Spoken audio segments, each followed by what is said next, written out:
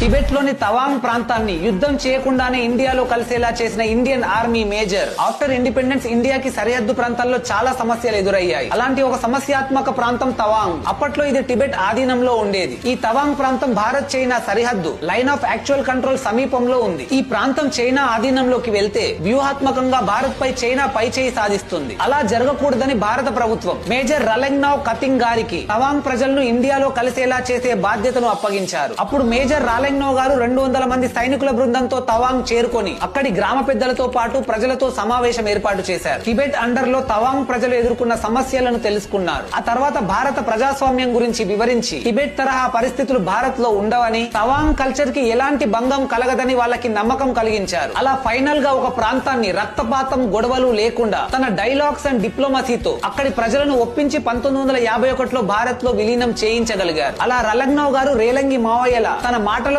మనుషులను గెలిచి భారత్ లో భాగం చేశారు. మేజర్ రలెంగ్నావ్ గారు చేసిన సేవలను గుర్తించిన భారత ప్రభుత్వం 1957లో పద్మశ్రీ అవార్డుతో సత్కరించింది.